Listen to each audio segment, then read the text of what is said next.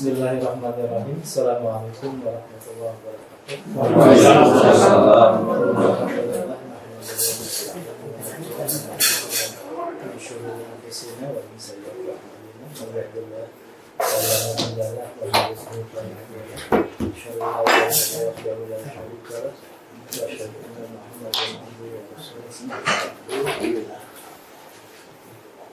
Yang bapak-bapak, ibu-ibu, guru besar yang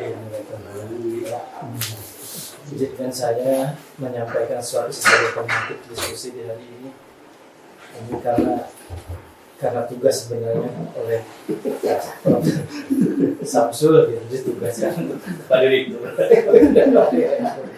Sebenarnya saya kurang pantas berbicara dengan ibu bapak untuk bicara ini. Saya ingin bicara yang luas dulu, baru nanti kepada mana kemerdekaan seperti apa. Ya. Jadi karena judulnya agak berat ya. Judulnya itu kemerdekaan dan tanggung jawab akademik menjadi intelektual profesor yang rahmatan lil alamin. Ini persoalan yang besar. Nah, kita mulai dari yang umum, kita sebagai ilmuwan, ya mungkin disebut juga sebagai ulama, para ulama. Dimulai dari bagaimana Al-Quran menyebut ulama ini.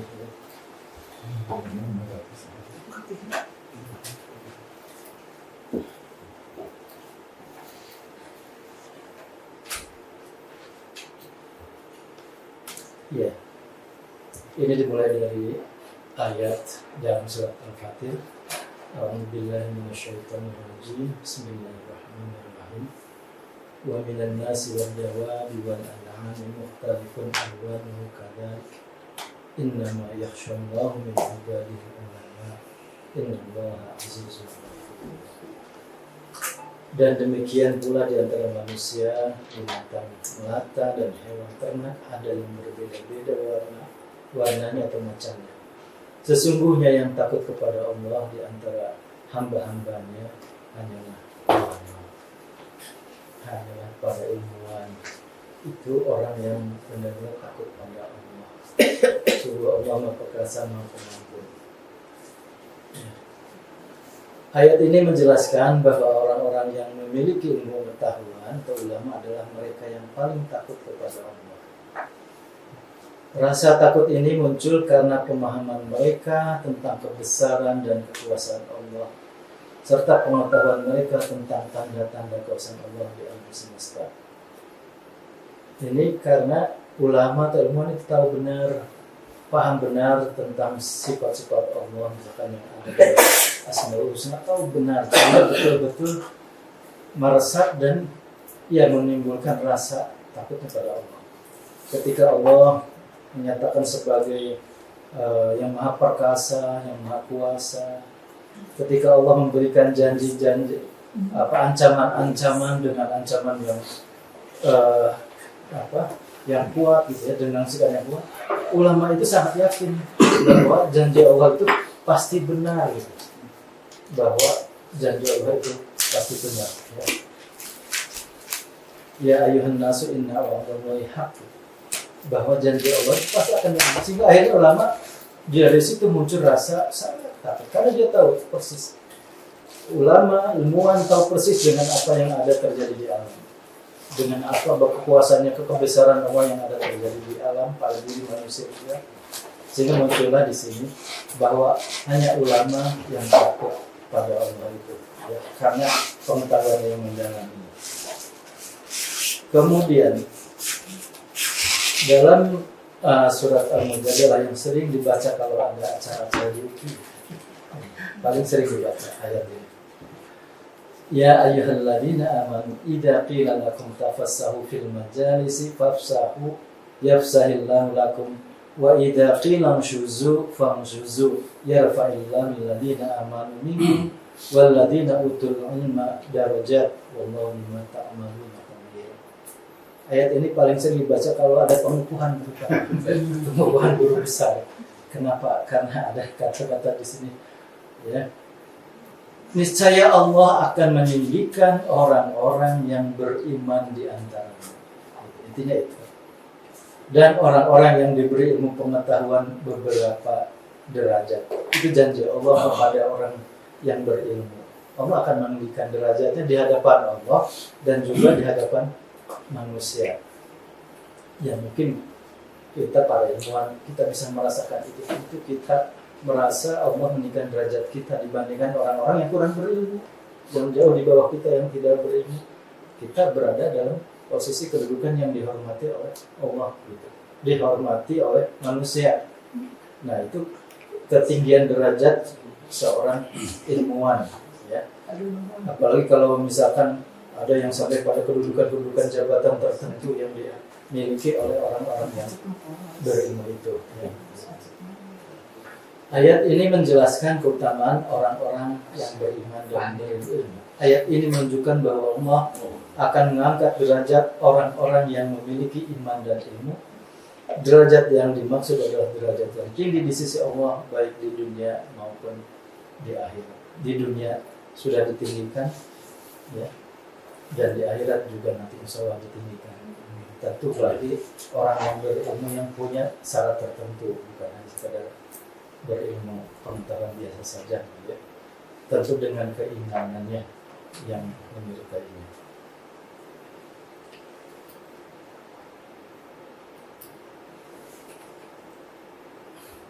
Kemudian di dalam surat An-Nahl 43 Allah mengingatkan wa ma arsalna min qablika illa rijalan nuhi ilaihim fas'alu ahla dzikri in kuntum la ta'lamun.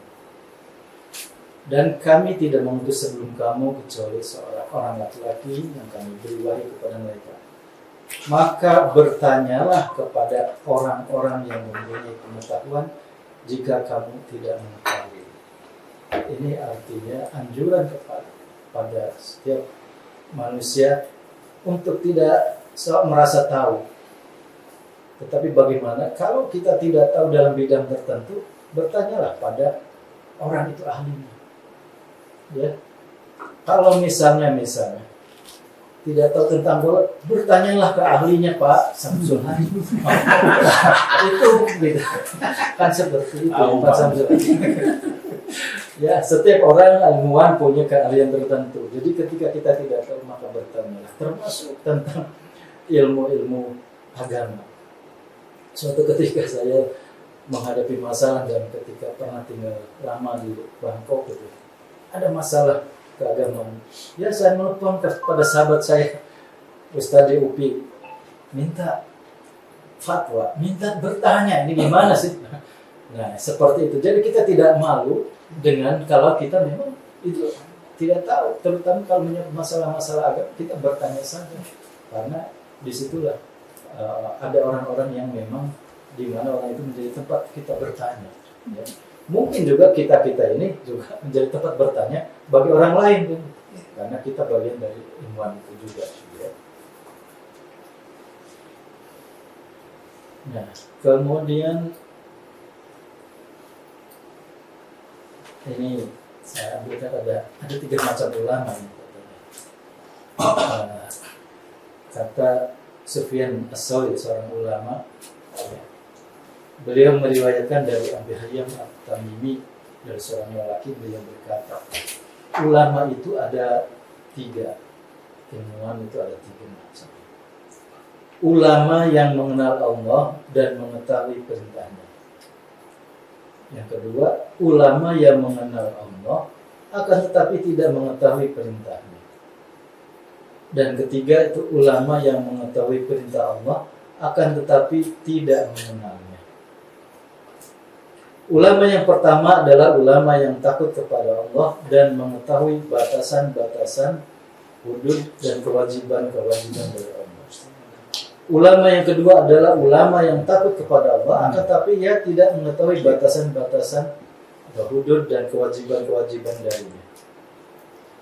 Dan ketiga adalah ulama yang mengetahui batasan-batasan dan kewajiban-kewajiban dari Allah akan tetapi ia tidak memiliki rasa takut kepada Allah Subhanahu wa ta'ala. Jadi dia kalangan ulama itu macam-macam seperti itu. Nah, kita kalau kita masuk ke ulama atau ilmuwan, mau kelompok yang mana nih? Ya, ininya yang ke satu ya semua. Kita ingin masuk. Mudah-mudahan insya Allah kita masuk semua golongan yang nomor satu saja gitu ya.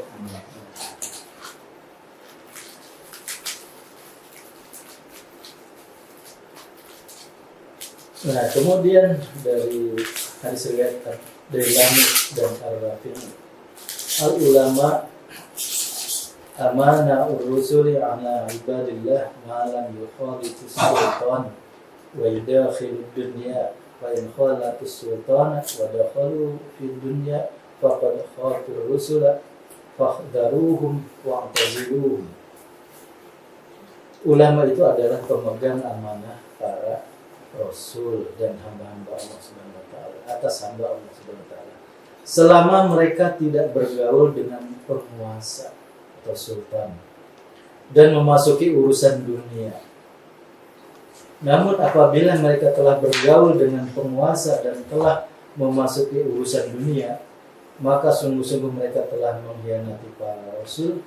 Maka berhati-hatilah kepada mereka dan jauhilah mereka.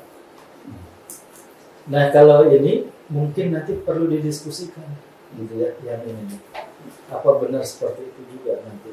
Sebab ada juga kemudian kesini menyatakan kalau ulama, kalau orang pintar tidak ikut berpolitik, tidak ikut dalam pemerintahan, maka politik pemerintahan itu akan dikuasai oleh orang-orang yang dolim, yang jahat gitu, kumpulan-kumpulan orang yang bodoh misalnya. Nah, jadi mending gimana ulama mending diam saja, para ilmuwan itu mending diam saja di kampusnya atau ikut serta di dalam kehidupan duniawi, mengurusi pemerintahan lah, mengurusi dunia, mengurusi politik. Nah, tolong nanti ini juga bisa jadi bahan diskusi kita ya. Digerakkan mahasiswanya. Ulamanya di pesantren, mahasiswanya suruh jago benar. Bergerak. Nah, gitu. Ya. Kemudian di sini, janganlah kalian duduk atau belajar kepada setiap orang alim kecuali orang alim yang mengajak kalian dari 5 hal menuju 5 hal yang lain. Pertama, dari keraguan-raguan menjadi keyakinan. Kedua, dari kesombongan menuju ketawaduan. Ketiga, dari permusuhan menuju perdamaian. Keempat, dari riya menuju ikhlas. Dan kelima, dari ketamakan menuju zuhud. Nah, ini juga sebuah anjuran bagaimana bergaul dengan para ulama, para ilmuwan itu. Karena ada juga ilmuwan yang mungkin tamak gitu, mungkin ada ya. Ada juga yang seperti itu. Ilmuwan yang mungkin juga sombong, tidak tawadu. Tapi kita ingin gaulkan yang barangkali kita juga gitu di sini bisa menjadi cermin juga kita. Bagaimana kita juga ya menjadi orang-orang yang tidak ragu tapi memberikan keyakinan, menjadi orang yang tawadu, yang mencintai perdamaian, yang selalu ikhlas dan zuhud juga, gitu kan? Tidak tamak pada keduniaan.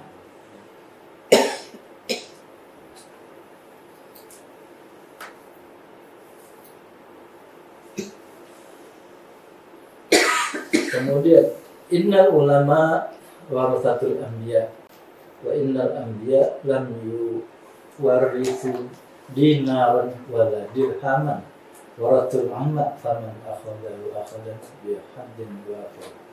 Sungguhnya ulama adalah pewaris para nabi.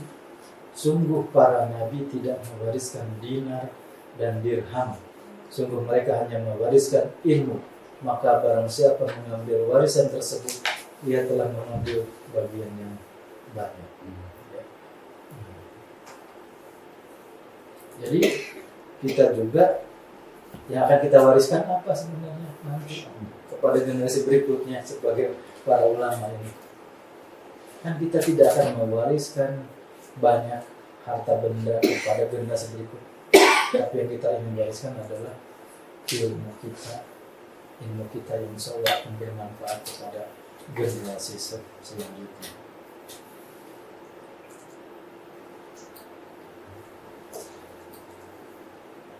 Nah, sekarang kita coba masuk ke kemerdekaan dikaitkan dengan kemerdekaan. Apa sebenarnya peran ulama Indonesia selama ini? Ini dari sejarah dulu nih kata. Prof. Samsu belajar dari sejarahnya, kan gitu. Peran ulama Indonesia dalam perjuangan kemerdekaan. Kalau ibu bapak masih ingat dengan nama banyaknya ulama pahlawan perjuangan sebelum kemerdekaan, saat kemerdekaan, sesudah kemerdekaan, maka akan banyak kita temukan bahwa perjuangan itu terutama dimotori oleh para ulama. Ya, banyak dimotori oleh para ulama. Kenapa bisa seperti itu? Karena di sana para ulama itu yang tahu bagaimana ada sebuah penindasan yang tidak manusiawi dari penjajah. Kedoliman yang begitu nyata dari penjajah tidak bisa dibiarkan begitu saja. Mereka lah yang menjadi penggerak-penggerak. Mereka lah yang kemudian tercatat pahlawan-pahlawan itu, kalau namanya itu kalau kita bisa lihat dalam perjuangan sebelum kemerdekaan, hampir semuanya orang Islam sebenarnya. Hampir semuanya orang Islam. Pangeran Diponegoro yang terkenal itu Muslim yang baik. Bahkan didampingi oleh siapa? Kiai Maja, seorang Kiai Maja. Nah itu juga seorang ulama. Perang Padri yang begitu hebat, yang merugikan Belanda, siapa sebenarnya penggerak? Itu Kiai, ulama, Imam Bonjol. Imam Bonjol. Perang Aceh itu oleh Teguh Umar, gitu kan? Nah, yang dekat-dekat di sini, di kampungnya Pak Ustadz, ya, di Singaparna siapa?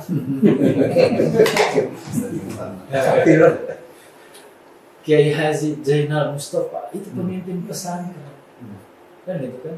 Seorang pesantren. Siapa dulu yang menggerakkan jihad pada 10 November? 10 November 45 yang kemudian jadi hari pahlawan itu di Surabaya, di Jawa Timur. Itu Kiai Haji As'ari diantaranya yang mengeluarkan fatwa jihad. Jadi para ulama betul-betul memang punya peran yang luar biasa, besar, ya, sebelum di masa-masa perjuangan kemerdekaan itu. Bahkan sebenarnya katanya pernah ada yang keturunannya yang siapa dari Patimura itu mengatakan Patimura itu bukan orang Kristen, itu Islam sebenarnya. Cuma ketika pernah terjadi ada sesuatu, kok ada yang keberatan dari pimpinan negara kita, ini kok Islam semua gitu pahlawan itu. Maka akhirnya dicarikan siapa yang patah di Kristen. Patimura itu akhirnya dianggap sebagai Kristen. Gitu kan, padahal keturunannya pernah datang kopi juga presentasi di sini oleh sejarah bahwa dia sebenarnya adalah garis Islam, termasuk Sisingamangaraja itu bisa ditelusuri sebenarnya dia itu pernah belajar Islam ke Aceh kan gitu, ada sejarahnya juga. Tapi kan dicapnya dia sebagai orang dia bukan Islam gitu. Nah itu seperti itu ya dalam sejarah. Kemudian ketika saat-saat proklamasi kemerdekaan, ya kalau kita lihat misalnya, siapa sih yang penandatangan yang ikut dalam Piagam Jakarta? Piagam Jakarta yang kemudian nanti akan menjadikan rumusannya ujungnya di Pancasila, gitu ya, rumusan dasar negara. Dari 9 orang itu hanya 1 yang bukan Islam. Ya, dari 9 orang. Dan dari 8 orang itu orang-orang Islam yang baik, bahkan para kiai. Ya, seperti misalnya Kiai Wahid Hasim, bapaknya Gus Dur, kan gitu. Wahid Hasim, bapaknya Gus Dur. Kiai Bagus Hadikusumo, dan yang lain pun seperti Muhammad Hatta, itu orang-orang Islam yang baik. Jadi sebenarnya tokoh-tokoh ini ikut juga melahirkan negara proklamasi kemerdekaan kita, negara ini. Kemudian kita tahu pejuang-pejuang organisasi sosialnya yang besar seperti Haji Ahmad Dahlan, ya NU, kemudian Syarikat Islam yang dimulai oleh Cokro Aminoto, Haji Umar Said. Host itu Haji Umar Said. Dulu kan saya juga nggak ngerti host itu. Ternyata Haji Omar Said itu kiai. Itu seorang tokoh Islam gitu ya. Seorang tokoh Islam pejuang. Termasuk Jenderal Sudirman. Nah, Jenderal Sudirman juga itu juga seorang dari tokoh Muhammadiyah kan. Aktivis Muhammadiyah di kampungnya, di kecamatannya. Dan sebenarnya sangat banyak perjuangan itu. Cuma nanti kalau banyak bicara politik, ada politik Islam itu ya. Orang Islam itu yang begitu berjuang memperjuangkan sesuatu kemerdekaan, tetapi ketika sudah jadi, pada saat berjalannya pemerintahan itu, yang menjalankan bukan orang Islamnya, yang merebutnya, mengambilnya, memperjuangkannya tokoh-tokoh Islam, tapi setelah itu bukan orang Islam yang memperjuangkan itu, seperti itu. Jadi berada di luar lingkaran, jadi hanya senang mungkin kalah strategi. Maka yang non Islam kadang-kadang misalkan setelah proklamasi kemerdekaan bukan Islam. Begitu juga saat Orde Baru, ketika Orde Lama pindah ke Orde Baru, kan yang banyak memperjuangkan lahirnya Orde Baru itu orang-orang Islam, termasuk HMI, ya, HMI mahasiswanya, tokoh ormas-ormas Islam. Tapi ketika sudah presidennya jadi, Presiden Soeharto, siapa yang berkuasa di sekitar orang-orang di lingkaran kecilnya Presiden Soeharto? Itu bukan tokoh Islam, itu tokoh mereka. Yang seperti itu. Jadi akhirnya ada di pinggiran terus. Sama seperti zaman Gus Dur jadi presiden, orang-orang tokoh Islam memperjuangkan. Setelah jadi Gus Dur, lingkaran kecilnya itu ada di lingkaran oleh orang non-Islam. Nah, itu gimana tuh yang bisa begitu ya? Gimana itu politik orang Islam yang selalu akhirnya di pinggir aja, di pinggiran. Islam atau non-Muslim? Yang istilahnya itu non-Islam atau non-Muslim? Non-Muslim. Nah, kemudian apa sih makna kemerdekaan menurut para ulama? Nanti kita coba diskusikan. Kemerdekaan dari penghambaan selain Allah. Bahwa merdeka itu kita bebas, kita merdeka dari menghamba pada selain Allah. Artinya kita hanya kepada Allah.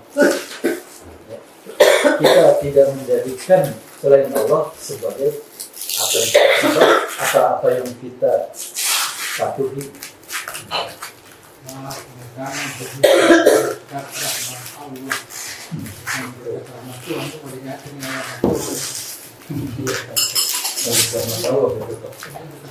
Allah. Iya. Kemudian keterikatan kepada Allah sebagai kemerdekaan yang tertinggi. Keterikatan kita, itulah kemerdekaan itu betul-betul kita memang sebuah keterikatan bahwa hanya pada Allah lah kita menyembah dan kepada Allah kita memohon pertolongan. Kemudian kemerdekaan dalam beribadah, kita merdeka untuk melakukan ibadah tanpa ada tekanan. Kemerdekaan tanpa ada paksaan. Itu merdeka. Apakah ada orang lain yang tidak merdeka dalam beribadah? Ya, kita bisa melihat. Misalnya seperti di negara-negara tertentu, di Cina misalnya. Di Cina masih ada pembatasan. yang berbekas sekali itu adalah negara-negara Islam bekas jajahan Rusia. Ya. Orang Uzbek banyak murid mahasiswa ke sini kan. Nah, tapi apakah mereka menjalankan Islam dengan baik? Itu ternyata banyak yang nggak sholat, banyak yang nggak puasa mereka. Ya, ada satu dua ke masjid sih ada, tapi yang lain enggak. Mereka Islam gitu.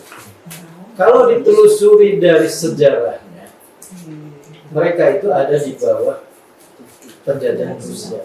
Dan Rusia sebagai komunis waktu itu di bawah Uni Sovietnya itu menerapkan politik yang memang menjauhkan agamanya dari masyarakat. Terutama generasi muda itu dicuci otaknya dari Islam, dilepaskan dari nilai-nilai Islamnya, kemudian diubah, dibersihkan, dijejali dengan komunisme, sehingga akhirnya ya memang Islam, cuma dari generasi sekian generasi itu sudah hilang itu ya nilai kejiwaannya itu.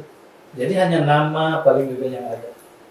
Ya, jadi itulah ketika tidak ada lagi kebebasan beragama, mereka tidak merdeka saat itu. Ya. Sekarang mungkin sudah mulai merdeka lagi. Tapi artinya kemerdekaan dalam beribadah itu sesuatu yang betul-betul kita harus syukuri. Kita kan begitu menikmati beribadah itu, ya. Begitu menikmati benar kita beribadah karena ada kemerdekaannya di situ. Ya. Kemudian kemerdekaan berpikir dan berpendapat, terutama ini bagi para ilmuwan. Kita banyak sekali menemukan ayat-ayat Al-Quran yang justru menganjurkan benar supaya kita berpikir, kita berakal. Afala takilun, afala tatafakkarun, afala tadkurun, dan selalu begitu kan. Diulang. Itu artinya kita memang diperintahkan untuk berpikir. Tapi tentu sebagai orang Islam kita kebebasan berpikir itu, kemerdekaan berpikir ada tetap dalam rambu-rambu, dalam koridor nilai-nilai apa yang ada yang diatur oleh Al-Quran dan Sunnah gitu ya, untuk berpikir dan berpendapat itu. Bukan kebebasan berekspresi kayak Barat gitu kan, yang kadang-kadang yang seringkali tidak ada batasnya seperti ini, sehingga akhirnya bisa menimbulkan ketersinggungan pihak yang lain.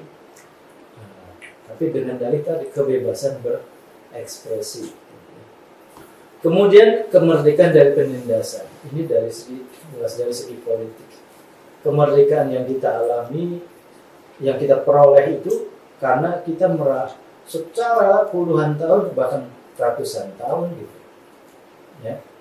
Itu ada dalam penindasan bangsa Indonesia. Sama seperti kita coba bayangkan orang-orang yang di Palestina dalam penindasan yang luar biasa mereka itu. Seperti itu penindasan secara fisik, sosial, secara politik.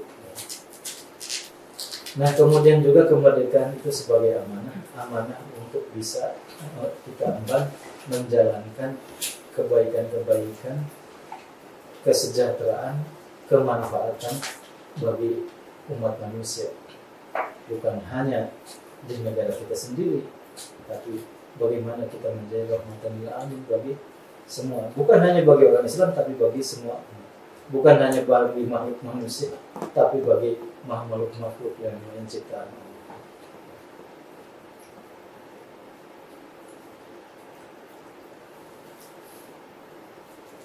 Ada beberapa pendapat.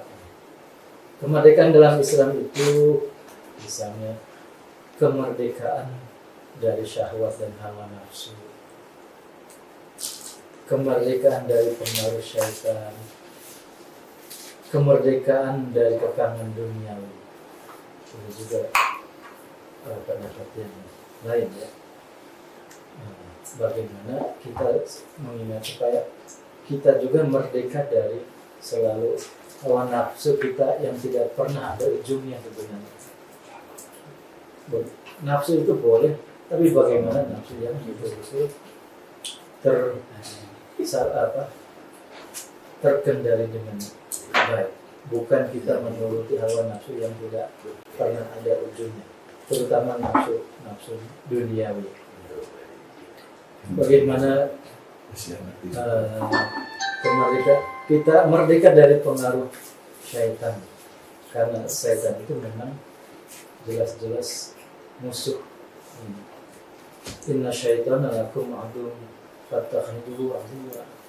Tetap setan itu musuh kita dan jadikan dia tetap sebagai musuh kita gitu. Karena dia akan membawa kita kepada neraka. Itu bagaimana kita bisa merdeka dari neraka dan kita merdeka dari tekanan dunia. Bukan berarti kita tidak boleh kepada dunia, ya, karena kita juga selain kita diminta untuk mencari yang ukhrawi, tapi jangan lupa kepada kehidupan dunia, ya. Nah, tapi jangan sampai kemudian kita lupa diri. Betapa ruginya seorang yang pernah jadi pejabat, kepala daerah, dia kagumi awalnya, tapi kemudian meninggal di penjara. Kan ada ya? Ya, banyak. Di negeri lain bukan di Yang dia kejar kekuasaan duniawinya kehidupannya, harta, jabatan, tapi dia berakhir mati gitu kan. Kalau meninggal terlalu baik mati di penjara. Belum selesai hukuman di penjaranya itu, tapi dia seperti itu. Nah, mudah-mudahan kita tidak seperti itu. Amin. Yang kita inginkan, kita bahagia, kita kaya di dunia, kita juga kaya di surga. Dunia asal Nah, inginnya kan seperti itu ya. Nah, itulah yang kita dambakan. Nah, sekarang kita nanti menjadi bahan diskusi. Bagaimana tanggung jawab kita sebagai ilmuwan, tanggung jawab akademik kita, ya, para ilmuwan, para profesor, memiliki rasa ingin tahu, ya, rasa ingin tahu yang tinggi, curiosity yang tinggi. Ini memang ilmuwan kan harus begitu. Makanya dia harus banyak melakukan penelitian, melakukan kajian, melakukan kesungguhan untuk mengembangkan ilmunya dengan integritas. Nah, tapi dengan integritas, kejujuran akademik yang tinggi. Nah, tadi ada diskusi ya dengan Pak Prof. Dadang sebelumnya. Kenapa ITB, Unpad ke bawah-bawah UI gitu ya? Kok yang jadi 13 perguruan tinggi yang integritas akademiknya dipertanyakan kan gitu? Ada yang mengkaji seperti itu. Untungnya UPI enggak gitu. Nah, gitu. Untungnya UPI tidak. Nah, jadi tetap memang integritas akademiknya harus tetap. Ketika kita mengembangkan ilmu, ketika publikasi, kita tetap ada memegang kejujuran akademik yang seperti itu. Itu untuk kita sendiri. Ilmunya nanti untuk orang lain juga, karena itu dipublikasikan buat orang lain. Kemudian menjalankan kebebasan berpikir dan berpendapat yang bertanggung jawab. Ilmuwan itu, ulama itu, profesor itu ada kebebasan berpikir dan berpendapat. Nah, kita diskusikan benar nggak pada berani. Waktu zaman Orde Baru, para ilmuwan kita pada tiarap ya, pada diem gitu, nggak ada yang berani. Karena pada takut, hanya 1-2 yang berani. Karena apa? Ketakutan. Nah, di situ harusnya ada keberanian, kebebasan berpikir itu, ya. Nah, sekarang juga ada yang berani, ada yang kemudian hanya diam saja, ya. Kemudian menjadi tempat bertanya umat masyarakat dunia di bidang keahlian. Seperti tadi fas'alu ahla dzikri in kuntum la ta'lamun. Bertanya, tempat bertanya orang-orang. Ya, jadi kita harus juga siap untuk menjadi tempat bertanyanya orang-orang yang memang memerlukan kita sebagai penerangnya, ya. Nah, yang seperti itu. Nah, peran kita memang seperti itu, ya. Menjadi tempat orang bertanya, dan bukan hanya untuk orang Islam, untuk semua umat, bukan hanya orang Indonesia, kita menjadi bisa tempat bertanya orang lain di luar sana juga ketika mereka memang perlu bertanya kepada kita. Ya. Nah, sekarang banyak anak Cina di sini nih, di pasca. Anak-anak Cina itu bukan anak Cina sini, dari Tiongkok datang ke sini untuk belajar di pasca kan. Nah, para ilmuwan kita kan tempat bertanya mereka tuh. Mereka akan bertanya dari berbagai negara. Anak-anak Uzbek banyak datang ke sini. Mereka akan banyak bertanya kepada dosen-dosen UPI. Nah, jadi kita menjadi tempat bertanya. Nah, siap harus menjadi tempat bertanya, menjadi rahmatan lil alamin. Kemudian bagaimana kita mengamalkan ilmu? Kita berkontribusi untuk kepentingan pengembangan umat masyarakat. Jadi ilmu kita tidak kikir dengan ilmu. Kalau saya apa namanya kitman atau apa itu? Orang yang kikir dengan ilmu. Wah, kan susah ini cari, mahal nih sekolah dong. Gitu dokter. Lalu kita tidak mau membagi informasi kita. Ya, gitu. Tidak seperti itu. Kita harus bahwa ilmu itu milik Allah dan akan bermanfaat jika kita berikan kepada orang banyak. Ya. Nah, orang yang terbaik adalah orang yang memberikan manfaat bagi banyak orang. Kata Pak Ustaz, khairun nas anfa'uhum linnas. Jadi ilmu yang kita miliki semakin kita berikan kepada orang banyak, bukan semakin berkurang, insya Allah akan semakin bertambah. Kemudian kita berperan bagaimana mendidik, membimbing, termasuk meningkatkan kesejahteraan masyarakat. Ada tanggung jawab sosial ketika masyarakat di sekitar kita serba kekurangan, pendidikan anak-anaknya rendah. Ada nggak tanggung jawab kita sebagai ilmuwan ini? Yang mestinya ada. Kita bukan orang yang kemudian tidak mau peduli, tapi orang yang benar-benar bagaimana kita memberikan kepedulian itu, mendorong mereka ya untuk bisa majulah, sekolahnya kita majukan. Lihat tetangga kita anaknya kesulitan sekolah, bagaimana kita beri dorongan. Yang seperti itu tidak harus menunggu dulu dari pemerintah bantuan itu, tapi dari kita sebagai seorang ilmuwan. Kalau tidak, kita sendiri, kita gerakan, kita yang penggeraknya, inisiatifnya untuk menggerakkan orang lain untuk meningkatkan kesejahteraan masyarakat kita. Ya, kalau orang Islam itu ulamanya harus seperti itu, mensejahterakan masyarakat. Beda dengan orang Buddha. Ya. Orang Buddha itu saya pernah tinggal di sebuah masyarakat Buddha. Ulamanya, biksunya setiap pagi itu nongkrong di depan pasar. Diam aja. Lalu umatnya pada ngasih, mau berngantri kadang ngasihnya, ngasih makanan, gitu kan? Ngasih makanan banyak. Lalu dibawalah ke tempat mereka, ke wiharanya. Jadi hidupnya itu disumbang oleh masyarakat. Mereka nah, orang Indonesia, orang ulama kita tidak begitu justru. Justru kita kalau ulamanya, kalau ilmuwannya berkecukupan, justru mereka yang akan membantu masyarakatnya yang serba kekurangan, bukan meminta untuk dibantu oleh masyarakat. Mungkin itu juga ya, barangkali ibu bapak mengapa dulu orang Indonesia yang dulu mayoritas Hindu dan Buddha kemudian berubah menjadi Islam. Jangan-jangan karena memang kemurahan hati dari para ulamanya. Ulama Hindu maunya atau Buddha pengennya dikasih orang, tapi kalau ulama Islam memberi kepada mereka, sehingga mereka akhirnya lebih tertarik kepada Islam dan meninggalkan Hindu dan Buddha. Mungkin juga barangkali dari sisi itu bisa terjadi.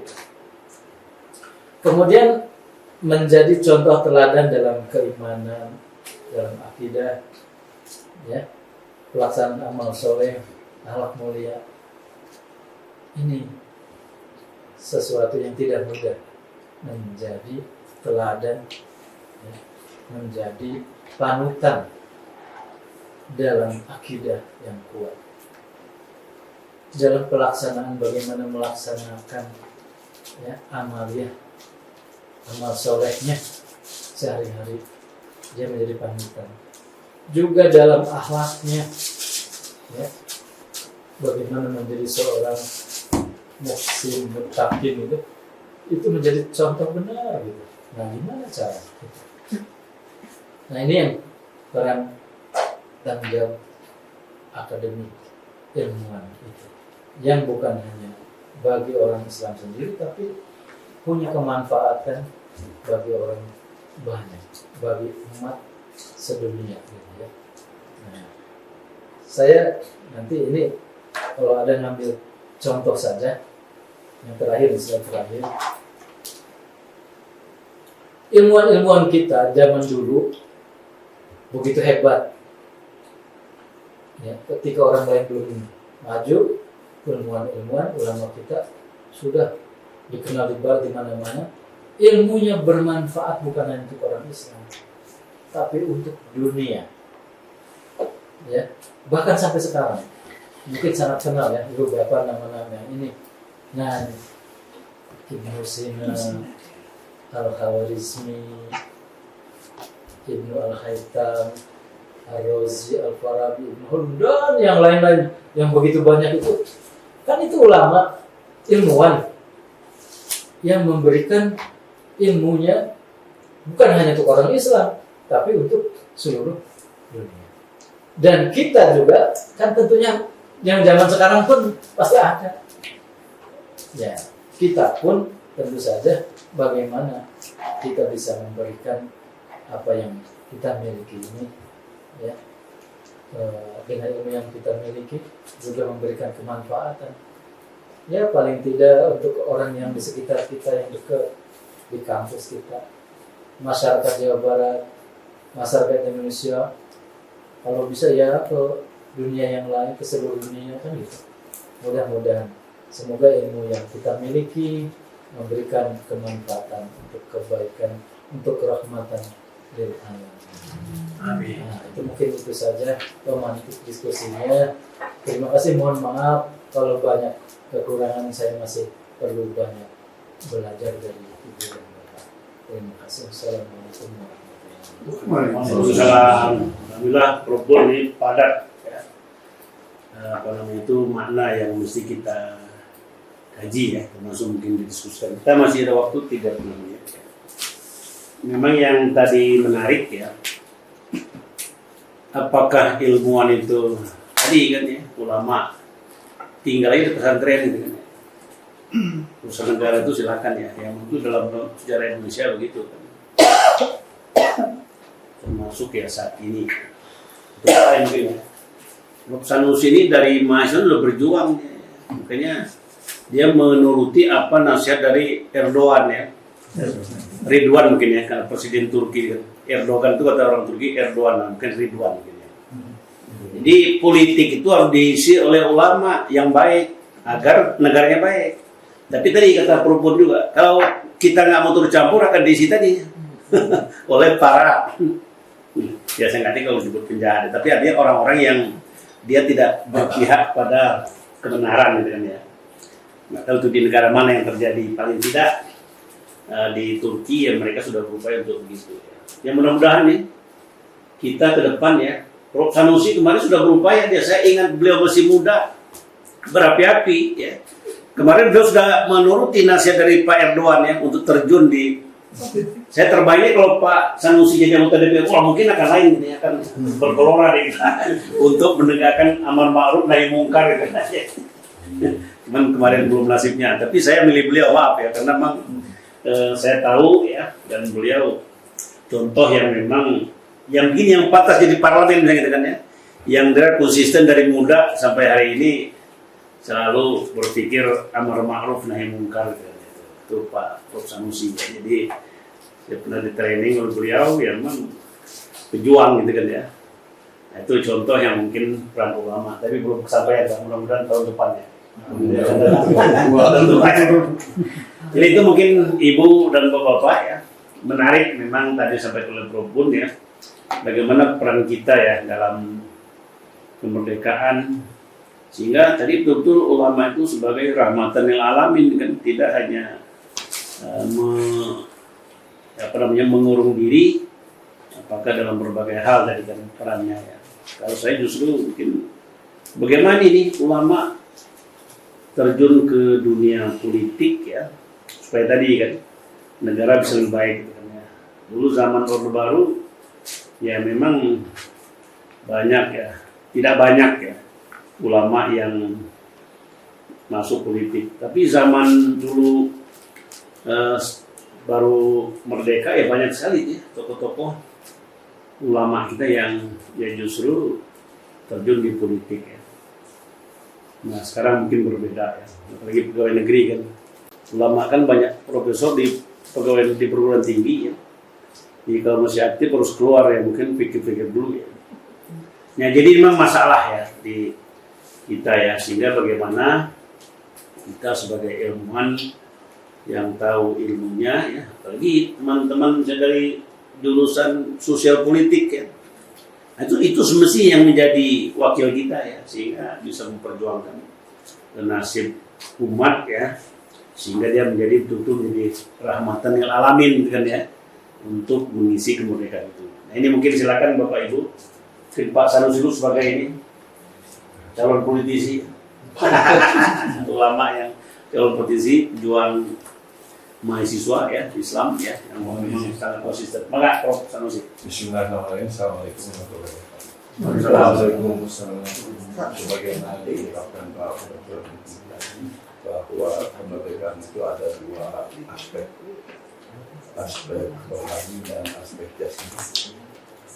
Saya melihatnya aspek rohani, aspek jiwa, aspek psikologis itu berangkat dari la ilaha illallah. La ilaha illallah konsep ketahuan kita yang kita nyatakan Allah itu dengan 99 sifat Asmaul Husna yang dihafalkan ibu-ibu biasanya. Yang umum katakanlah subhanallah, alhamdulillah, Allahu Akbar, la haula wala quwata illa billah. Itu kira-kira konsep diri kita tentang Allah. Dengan la ilaha illallah maka kita terbebas dari mensucikan apapun yang ada di alam ini kecuali yang suci itu hanya Allah. Lantaran itu dengan la ilaha illallah, dengan ucapan subhanallah, kita terbebas dari tahayul, terbebas dari kepercayaan mistis, kepercayaan yang sifatnya mitologis. Hanya dari ucapan subhanallah. Dari ucapan Allahu Akbar, kita terbebas dari rasa diri paling hebat, rasa diri paling pintar, rasa diri paling kaya, yang biasanya kecenderungan orang di dalam Al-Quran. Kalau seandainya orang merasa diri paling begitu, kecenderungannya jadi suka jahat. Bahasa Al-Qurannya, innal insana la yatgha ar-ra'a istagna. Manusia itu cenderung menjadi togut kalau dia kaya. Kalau dia kaya ilmu, kaya harta, kaya jabatan, kaya pangkat, kaya pengaruh, cenderungnya itu adalah togo, jadi togut. Innal insana la yatgha ar-ra'a istagna. Jadi kita bersyukur dengan doktrin la ilaha illallah ini, sebab dengan itu kita mendapat kebebasan dalam berpikir, dalam rohani kita, tidak terkungkung oleh tahayul, tidak terkungkung oleh khurafat-khurafat, tidak terkungkung oleh perbedaan dalam nilai-nilai ideologis, lantaran memang kita percaya subhanallah, Allah lah yang maha suci, Allah lah yang maha besar, dan seterusnya. Itu kira-kira gambaran soliditas ya bagi saya, kemerdekaan secara psikis yang tadi diungkapkan bertolak dari la ilaha illallah kalimat tauhid. Yang kedua, kalau berbicara kemerdekaan fisik, saya melihatnya dari surat Al-Balad. La uqsimu bihadzal balad wa anta hillun bihadzal balad wa walidi wa ma walad. Perhatikanlah negeri ini. Anta hillun bihadzal balad. Enta itu halal di negeri ini. Wa walidi wa mawala, Anda halal, anak Anda, orang tua Anda, orang negeri ini. Karena itu, uksimu billah, perhatikan negeri ini. Dan sebagaimana tadi diungkapkan, bahwa pemerhati negeri dalam rangka memperhatikan negeri sebagai putra bangsa, putra warga negara asli, penduduk asli, justru betul pertahanan pertama atau pemberontakan pertama terhadap penjajah itu tokoh-tokoh Islam. Penjajahan itu mulai datang itu adalah Portugis ke Ternate tahun 1512. Dan kemudian mereka asalnya beli rempah-rempah, tapi akhirnya mengkolonisasi dan kemudian menjajah, dan kemudian pemberontakan pertama tahun 1524 oleh Kesultanan Ternate. Jadi pengusiran penjajah itu dimotori pertama sekali inisiatifnya oleh Kesultanan Ternate. Siapa? Abdullah ahli sejarah asing. Dan terus diikuti oleh Sultan Tidore, Sultan Mahmud, sampai ke Pangeran Diponegoro tadi disebutkan, sampai kepada Awais Cokroaminoto. Awais Cokroaminoto itu yang saya ingat itu punya murid 5, di antaranya Isa Ansori dan Aidit.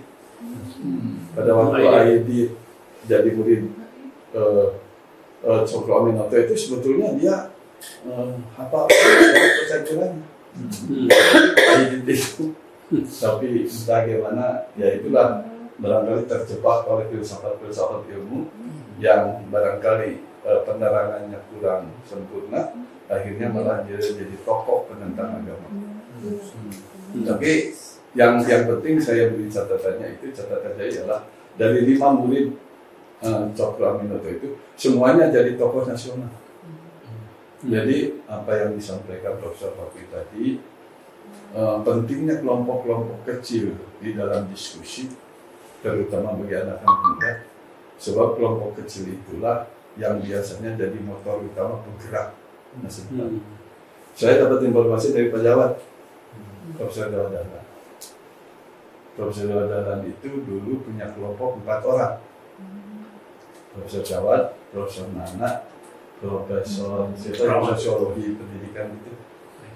Ebi Sulaiman. Ada yang rumahnya di Muhammad Toha. Rahman tadi saya. Lupa itu ada. Pokoknya itu. Dan itu semuanya berangkat dari S1, S2, S3, semuanya di profesor. Dan semuanya orang-orang itu jadi tokoh-tokoh di UPI kan di IKIM. Jadi kelompok kecil itu memang harus kita ciptakan pada anak-anak muda kita.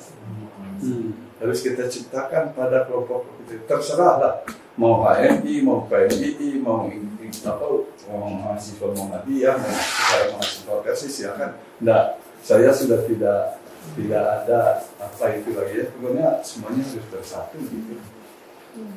Lebih banyak variasi alih-alih pikiran dari mereka yang berkelompok, itu akan lebih lengkap visi pengembangan berpikir mereka. Karena itu dalam Islam dengan la ilaha illallah kita tidak jedah, tidak sungkan dengan perbedaan. Perbedaan itu dianggap biasa aja. Malah orang yang terlalu benci terhadap perbedaan, saya khawatir masuk musyrik. Sebab di dalam Al-Quran itu ada bahasa begini, Bu, surat Ar-Rum itu, wala takunu minal musyrikin. Awas kalian jangan jadi manusia musyrik. Siapa manusia musyrik itu?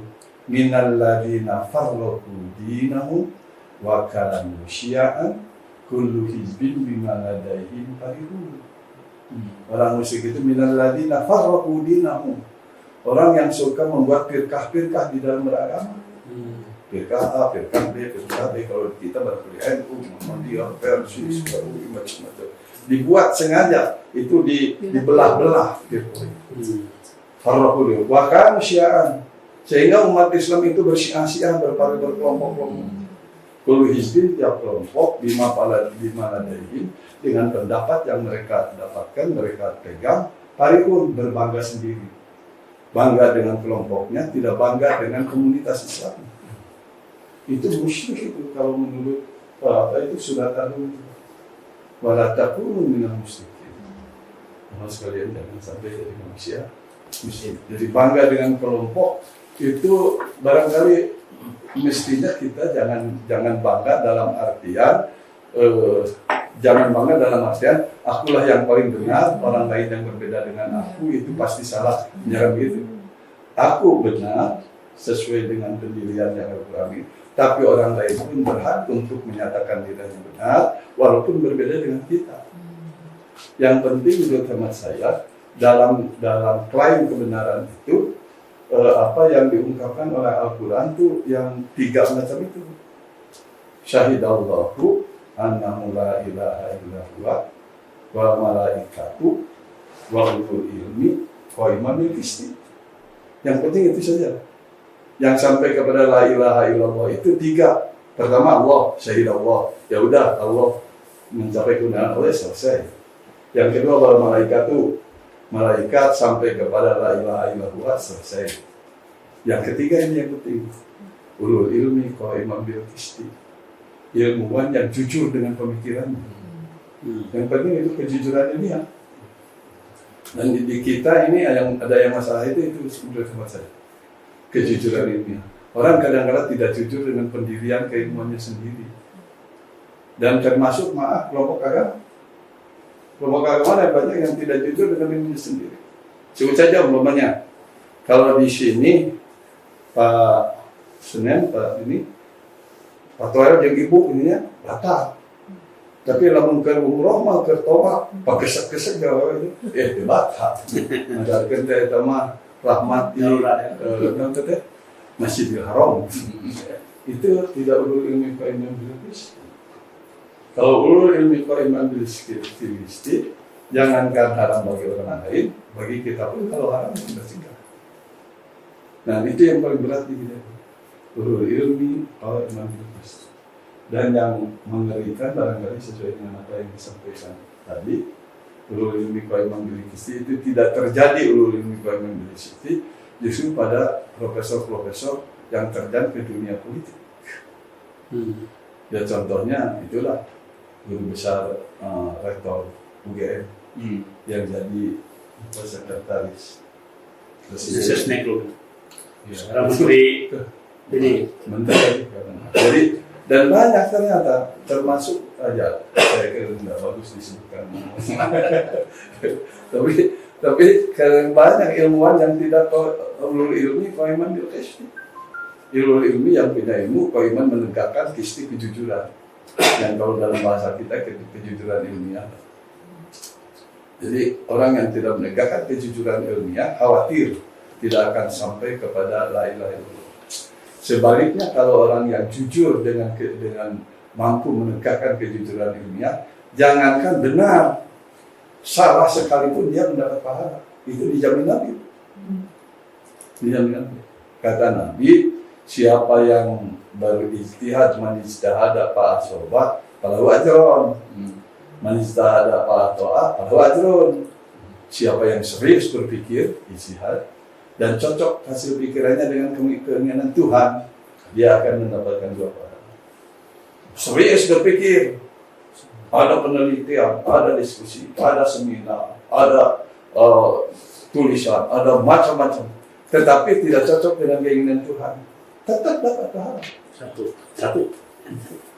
Tapi jangan jangan khawatir menggunakan kebebasan berpikir. Asal kita berlandaskan tauhid. Insya Allah kalau cocok dengan keinginan Tuhan, pahalanya 2. Kalau tidak cocok dengan keinginan Tuhan, pahalanya 1. Yang penting tadi tidak ilmi qaiman bil qisti. Ilmuwan yang punya karakter kejujuran. Saya kira itu catatan kecil saja. Terima kasih Prof. Sanusi yang luar biasa tambahan dari yang seperti oleh Pak Ustadz Bunyan ini. Maka ibu-ibu mungkin ada perubahan nggak ada yang bisa disebut. Ada yang lain? Prof. Jajak, mana melalui ayat tadi. Enggak. Terus catatan. Jadi mah nyatet ini dari hasil dari pemaparan dan nanti kan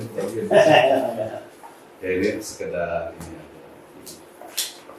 apa namanya sharing bahwa kita sudah merdeka selama 80 tahun, tapi DMP kita masih sangat rendah. Sedangkan janji Allah itu di dalam Al-Quran disebutkan walau anna alal qura amanu wa taqaw la fatahna alaihim barakah minas sama. Kalau penduduknya beriman dan bertakwa, barakah akan turun dari langit dan dari barakah itu adalah khair. Jadi apa namanya, introspeksi Saya nggak dengar tuh. Keras sedikit. Ya, mohon maaf. Jadi itu Rob, di dalam Al-Quran itu ada janji Allah ya, walau anna al-qura amanu wa taqaw la fatahna alaihim barakatun minas samai. Jadi seandainya penduduk bumi itu, penduduk suatu negeri itu beriman dan bertakwa, maka akan muncul barokah dari bumi dan dari langit dan dari bumi. Nah, kita sudah merdeka 80 tahun, tapi rasanya keberkahan itu masih harus diperjuangkan. Barangkali nilai-nilai keimanan dan ketakwaan itu belum terimplementasi di dalam kehidupan.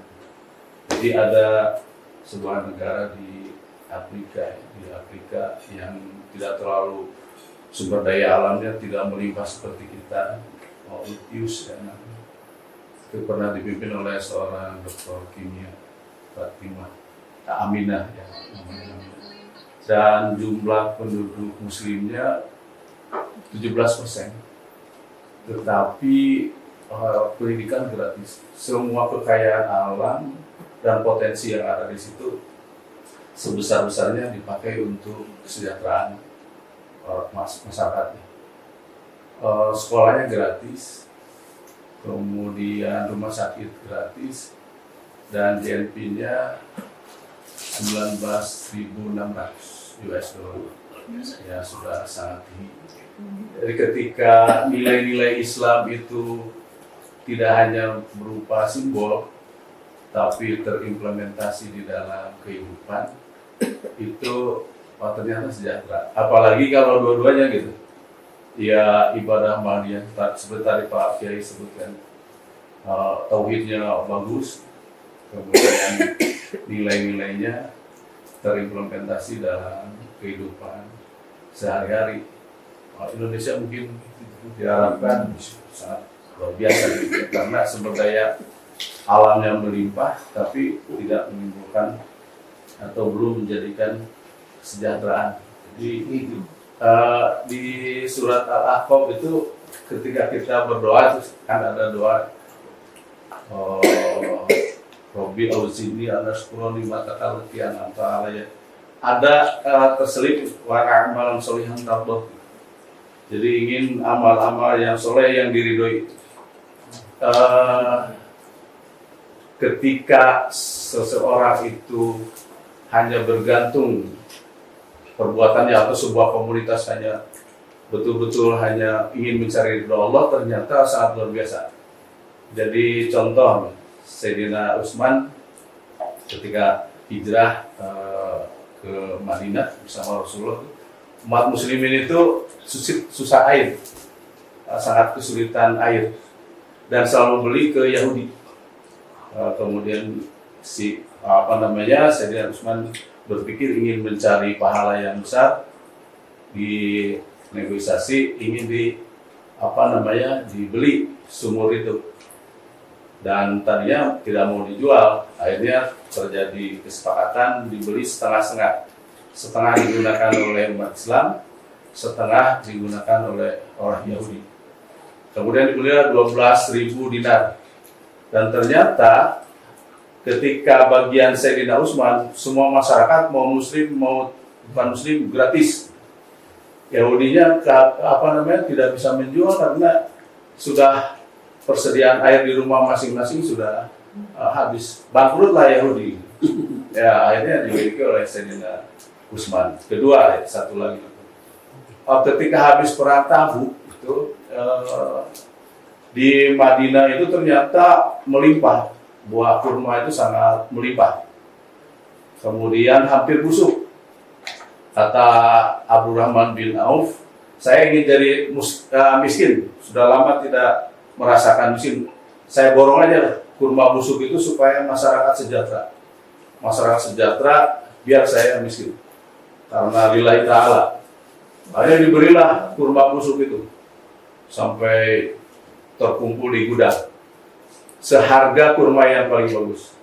Dan ternyata di Yaman itu ada wabah. Dan wabah itu menurut para dokter di sana hanya bisa disembuhkan oleh kurma busuk. Akhirnya dibelilah kurma busuk itu 10 kali harga normal. Jadi itu keberkahan sangat luar biasa. Nah itu kalau bisa diterapkan mulai dari kecil kita ya di UPI misalnya gitu. Mungkin itu keberkahan itu akan sejahtera gitu semua karyawan. Dan saya agak mengkhawatirkan juga karena ini pengaruh dari dunia barat. Para ulama dulu itu yang menjadi kebanggaan itu buku. Alhamdulillah di Pak Direktur sudah menggagas ada buku. Ada buku ya. Misalnya Imam Malik itu Al-Muwatta, Imam Syafi'i Al-Um dan sebagainya. Imam Nawawi itu banyak banget bukunya. Sementara sekarang itu isu-isu sekarang itu buku itu malah tidak terlalu dihargai di kalangan perguruan tinggi itu ya, malah tidak ada itu insentif di karena itu kebanggaan para ulama itu di salah satu kekhalifahan itu bahkan ditimbang itu buku itu nanti dibayar seharga emas gitu. Kalau 1 kilo seberat emas, kalau 1 kilogram dibayar. Jadi karya-karya yang tadi disebutkan oleh Pak Prof itu Pak Bun itu dari ulama-ulama besar yang abadi sampai sekarang itu umumnya buku gitu. Tidak hanya jurnal gitu ya, tapi buku juga bukan satu buku ya. Itu aja mungkin sedikit mohon maaf. Aturun, Prof Jaja luar biasa ya. Dan banyak kiai luar biasa ya. Pak Kiai ini ngomong. Oh ya, Pak ngomong. Masnya semenit lagi. Ya, saya sangat setuju dengan apa yang disampaikan oleh Prof Jaja. Jadi selama sebuah negeri itu tidak mensyukuri nikmat dan tidak melaksanakan perintah Allah dengan istiqomah yang dalam Al-Quran disebutkan takwa, maka tidak akan ada kemerdekaan yang sejati. Ini pengalaman sedikit. Tahun 2010 saya diamanahi Direktur di Kampus Cibiru.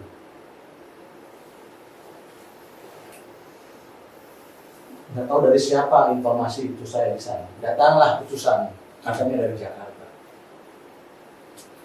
menawarkan untuk menjadi menteri. Saya hanya ingin tahu benar nggak orangnya. Saya dibawa ke beberapa partai. Tidak kasus sebutan partai. Rahasia. Taruhlah 6 sampai 7 partai. Dan saya tidak sendiri waktu itu. Saya bawa orang-orang UPI di situ. 3 orang. Saksi itu supaya kita ingin tahu sejarah negara tercinta ini.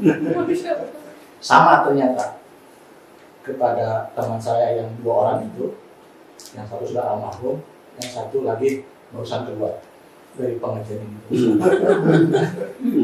Jadi awalnya itu menjanjikan untuk membangun negeri dan sebagainya. Bahkan yang paling saya kagum, dia bawa sapi dari taruhan dari negara ke Al-Quran. Saya terima sapi itu untuk kemaslahatan umat kan.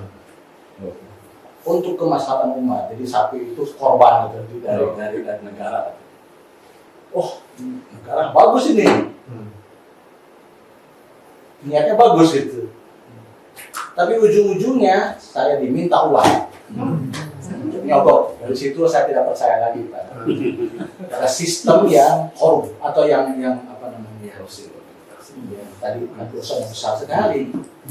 Jadi selama sebuah institusi atau negara atau apapun ada penyimpangan dari norma-norma agama, tidak akan berkah. Saya hanya menjawab. Kalau Bapak kan tadi Al-Quran, saya pelaku sejarah melihat kondisi di negara kita tercinta. Dulu tahun 2010, mungkin sekarang ini.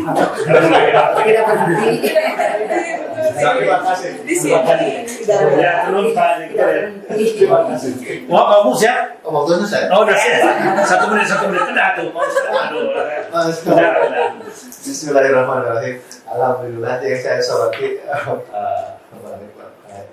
sebenarnya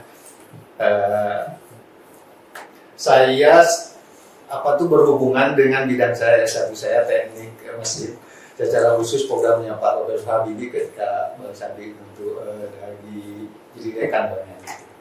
Saya tuh alumni pertama teknik penerbangan yang programnya Pak Habibie ketika 85 datang ke IKI Bandung gitu. Beliau meminta banyak STM penerbangan kata beliau sehingga diperlukan jurusan penghasil teknologi penerbangan kata Pak Haji kira-kira begitu, dan saya alumni pertama. Yang saya baca di 100 tokoh terkemuka sepanjang sejarah tulisan Michael Hart, orang Amerika itu, penemu pesawat terbang itu Wright bersaudara, adik kakak, itu nomor 28 di 100 tokoh terkemuka. Ternyata itu penemu pertamanya bukan beliau, ternyata itu atau orang Islam gitu, Abbas bin Firas. Jadi kalau Wright bersaudara itu tahun 1903.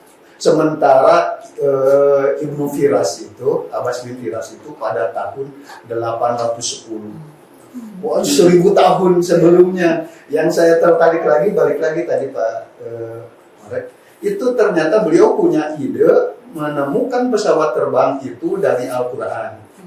Dari, secara khusus, dari, ya, Al-Mulk, betul Pak. Tentang burung, dalam Al-Quran itu burung itu ada disebut 5 kali at-thair, sehingga kemudian 13 kali toyur itu jamak gitu ya.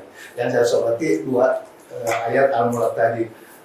A'udzubillahi minasyaitonir rajim. Awalam yarul at-thair fawqahum safati wa yakbir. Al-ayat. Apakah kalian tidak lihat, apakah kalian tidak perhatikan, apakah kalian tidak meneliti tentang burung? Bagaimana Allah menahan burung itu di langit angkasa. Balik lagi, saya baca tafsir, saya lupa ini tafsir Ibnu Katsir atau tentang tafsir ini, saya lupa tafsir siapa. Kata Ibnu Abbas, Allah menahan burung itu gara-gara Allah menahan udara untuk burung. Itu Ibnu Abbas itu ulama para sahabat waktu Rasulullah di Menang itu beliau masih anak-anak. Tetapi saya speechless. Ibnu Abbas berucap kenapa beliau tahu bahwa burung terbang itu gara-gara ada udara. Betul. Ternyata saat ini kalau kita naik angkot Bogor-Dugan itu kan jalannya butut bisa. Itu ternyata kalau kita naik pesawat domestik Jakarta betul Bogor-Dugan, tapi itu domestik kan. Kalau jumbo 747 mah kita ke Mekah semua. Ternyata di atas di angkasa ini ada gelombang yang hampa udara. Jadi jalan pesawatnya butut gitu. Ternyata itu menghasilkan satu ilmu, kalau saya di teknik penerbangan itu satu mata kuliah namanya aerodinamik gitu ya. Balik lagi. Yang saya bayangkan gini Pak Kiai, saat ini yang umroh itu per hari tidak kurang dari 5 pesawat. Itu kalau dulu kakek saya berhaji itu naik kapal laut 6 bulan. Sekarang kan 9 jam gitu. Yang saya balik lagi tadi ucapan Pak Kiai, khairun nas tanfa'ul linnas. Sebaik-baiknya orang itu yang banyak manfaat bagi orang lain. Sehingga saya membayangkan pahala itu yang umroh berhaji naik pesawat itu ditransfer ke Ibnu Abbas dipiraskan gitu.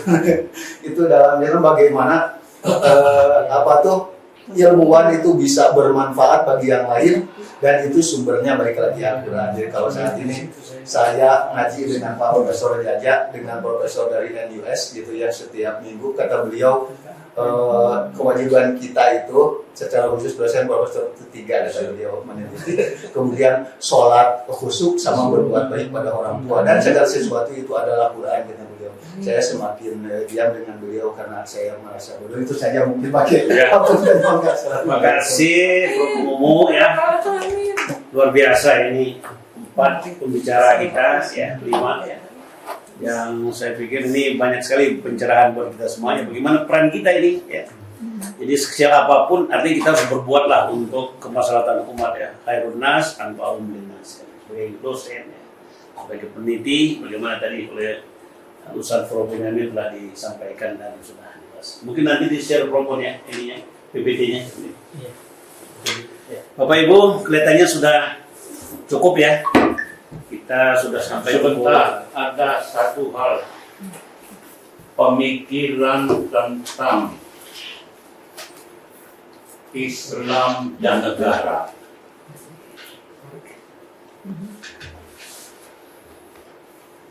Itu kan kalau diikuti diskusi akademisi dunia saat ini,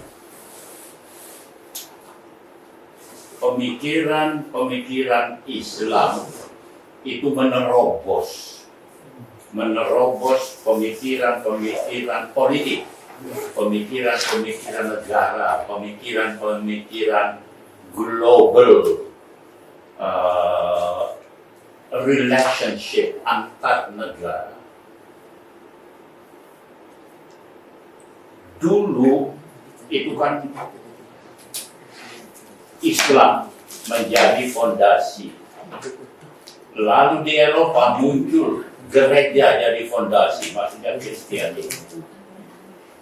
Nah, sekarang coba kita lihat, baik di Eropa, di Amerika maupun di Indonesia atau Asia Tenggara, pemikiran yang mendasari politik kebangsaan, politik antar bangsa itu ternyata kalau kita selusuri terus kabur, tidak ada pegangan. Karena itu muncullah Cina, karena itu muncullah siapa itu pemimpin yang sekarang ini, Putin. Jadi secara pintar, secara cerdik, mereka melihat kekosongan pemikiran global. Bagaimana negara dikelola, bagaimana dunia ini dikelola. Mereka tanpa disadari oleh para akademisi itu masuk. Yang paling jelas adalah di Cina. Dari pemikiran kenegaraan sampai kepada pembangunan ekonomi, sampai kepada kerakyatan, itu mereka tidak pernah tidak berlandaskan pemikiran komunisme Cina.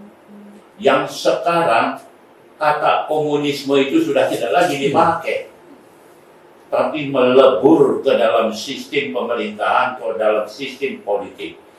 Inilah yang disebarkan oleh Cina ke berbagai negara, termasuk Indonesia melalui kerjasama ekonomi, teknologi, dan lain-lain.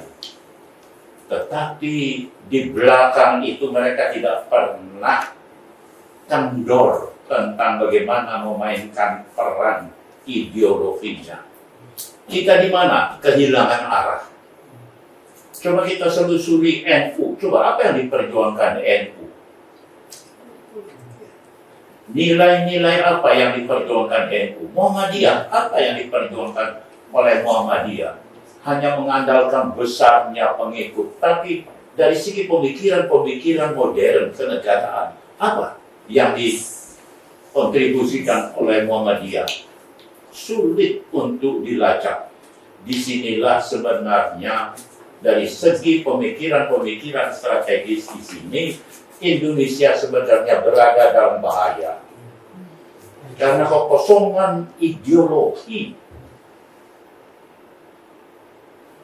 Dulu kita lihat pertempuran antara Muhammadiyah NU, tapi mereka berpegang kepada fondasi nilai-nilai keislaman. Tetapi sekarang itu habis semuanya. Yang muncul adalah kepentingan. Tidak lagi yang lebih mendasar seperti dalam Piagam Jakarta. Tidak lagi. Tapi semuanya berdasarkan pragmatisme kekuasaan secara real. Nah, ini saya ingin kita membahas ini lebih rinci. Sebab akademisi universitas sekarang terlena. Tidak memikirkan bagaimana nasib negara dan bangsa dari segi yang paling mendasar. Tidak. Coba kita lihat semua diskusi di UGM, di UI dan segala macamnya. Hanya masalah-masalah rutinitas, segala macam keakademian. Tetapi tentang bagaimana negara ini harusnya dibangun berdasarkan fondasi yang kuat, itu tidak pernah dibahas secara benar.